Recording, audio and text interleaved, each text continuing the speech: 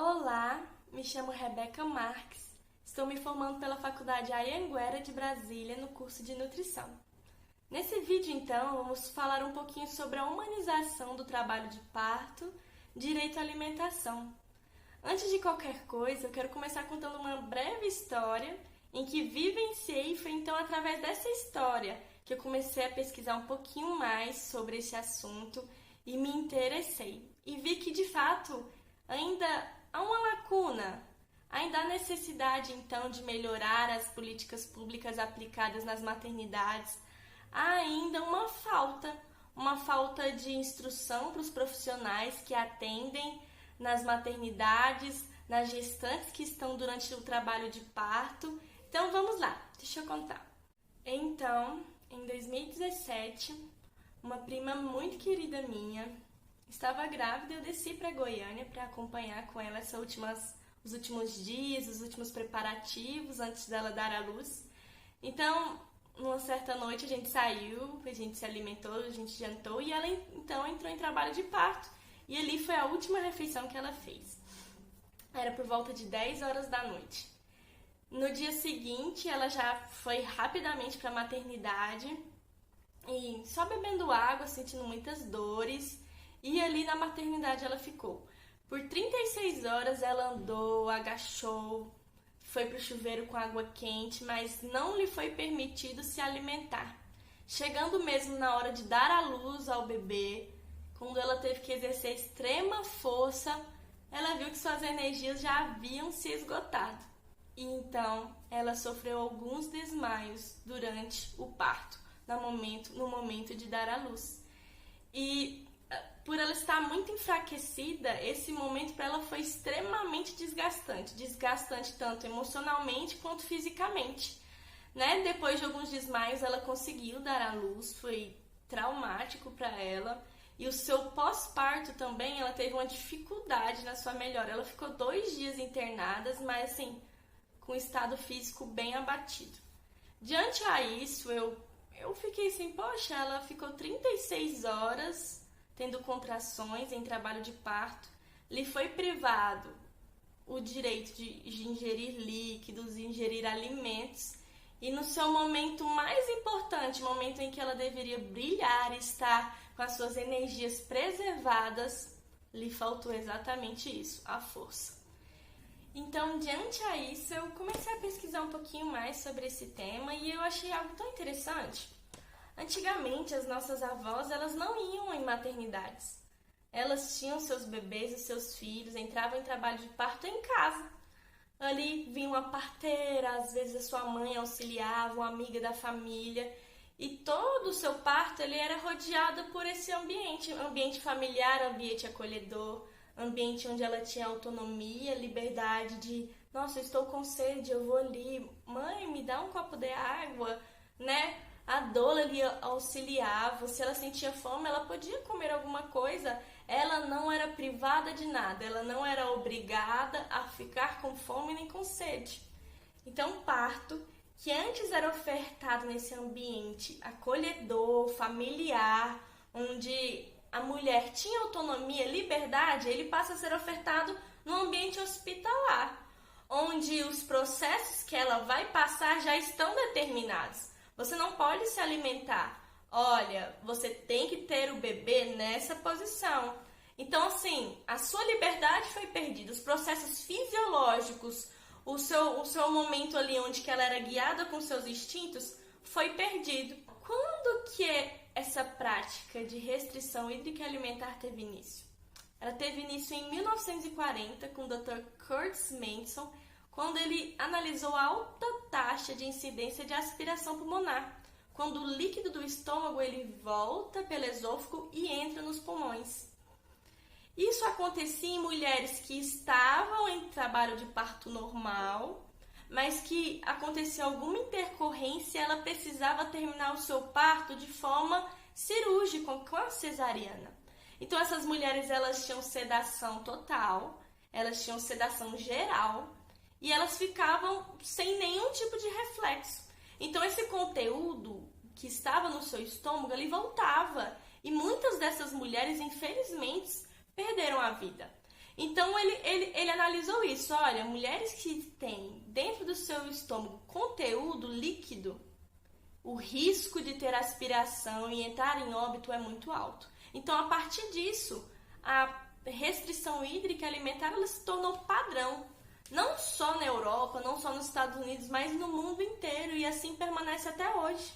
Mesmo que com hoje a nossa medicina moderna, em que o trabalho de parto, as anestesias são feitas de formas regionais, em que a gestante ela tem sua lucidez preservada durante todo esse processo. Hoje estudos revelam que a taxa é tão rara que essa restrição não se faz mais necessária, ela não tem necessidade. E que na verdade essa restrição ela causa a essa mulher mais danos. Porque no seu momento mais importante, no momento em que ela necessita exercer força sobremaneira, esse gasto energético ele pode ser comparado com a atividade física de moderada a alta intensidade. Então imagina, se um atleta ele sabe de forma consciente, daqui a algumas horas eu vou praticar uma atividade física moderada a intensa. Obviamente ele vai se alimentar para que seus estoques energéticos estejam preservados, para que ele tenha energia, para que ele consiga então terminar aquilo que ele começou. Então, por que seria diferente para a mulher que está em trabalho de parto? Em 1996, a Organização Mundial da Saúde ela emitiu um documento chamado Boas Práticas de Atenção ao Parto e ao Nascimento. E lá eles alertam para o risco de intervenções desnecessárias. Essas intervenções que podem colocar em risco a vida da mamãe e do bebê.